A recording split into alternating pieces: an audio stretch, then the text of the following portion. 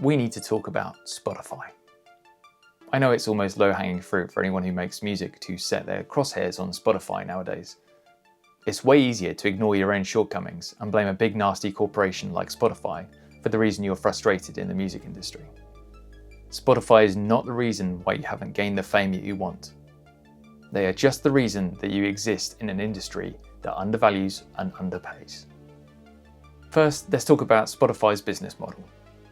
Spotify started as a company in 2006 and was quite openly operating on a low profit starting model. This model prioritizes market growth and penetration over profits, at least in the early stages. Its long-term goal and its main source of income is converting free subscriptions into paid premium subscriptions. In 2011, only 10% of Spotify's users were premium users. This grew to 46% in 2018. Spotify's first profitable year was 2024, with a net profit of $1.17 billion. This was a turnaround from the previous year of a net loss of $549 million. So what changed in 1 year? Well, for one thing, Spotify stopped paying out tracks that didn't meet the magical threshold of 1,000 streams. Now, these following numbers are taken from the Illuminate 2024 music report, which, as far as I know, have no reason to be inaccurate. But either way, transparency is key. Right, let me read you these stats. In 2024, there are 202.2 million tracks on Spotify. 500,000 of these had over 1 million streams, about 0.25% of the total. 2.1 million tracks had between 100,000 and 1 million streams, about 1% of the total. 24.1 million tracks had between 1,000 and 100,000 streams, about 12% of the total. All these together make approximately 13%, meaning only 13% of tracks were monetized.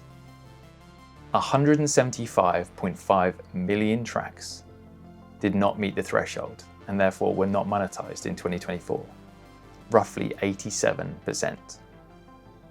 But these tracks still had streams. 14 billion of them cumulatively. And although these weren't monetized by the artist, Spotify still got every penny of advertising and subscription money from every single one of those streams. So these 14 billion streams, they equate to roughly $56 million. Now let me remind you that Spotify had a profitable year, a net profit of $1.17 billion. So they definitely could have paid out for all of these streams.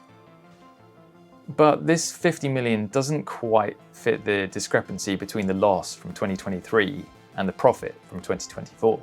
However, when you add in the new 30 million premium subscribers that Spotify gained in 2024, which brought the total up to 263 million premium users, the numbers make a bit more sense. Now I need to backtrack slightly and talk about Spotify's relationship with the major labels.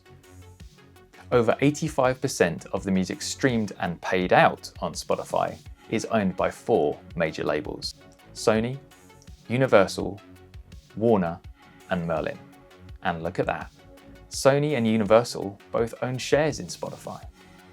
So there's clearly a bias where the big labels aren't going to want to share the streams and time that they could be dedicating to their bigger artists.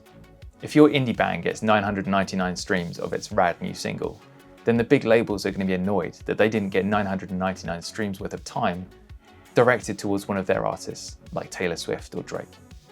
However, until that magical number of 1,000 streams gets met, then those labels are still going to profit from your music because they own shares in the company and are going to receive dividends from those shares. They get paid either way. Another semi-recent addition to Spotify's money-making arsenal is Discovery Mode. For those who don't know about Discovery Mode, it's an opt-in choice that Spotify gives you on their Spotify for Artists page, where you can add your own tracks to get slightly more traction in editorial and algorithmic playlists. Now, at the cost of this, you are giving Spotify more percentage of the track streams, and therefore more streaming money goes towards Spotify. This feature is hilarious when you think about it. It's pushed as a unique experience to get your music ahead of everyone else and feels like they're doing you a favor. But then they are offering this same service to every single artist. So how do you push every single artist to the top of the same pile? You don't. And they haven't. All they have done is taken a larger slice of the pie, but then made you clean the plates. This leaves me and many artists, I'm sure, in this bizarre situation. Without Spotify, I probably wouldn't have been able to afford my house. They've paid me out many times over the years, and I'm extremely grateful for that. And without Spotify's platform, it's very possible that I wouldn't have been able to spread my music as far as I have.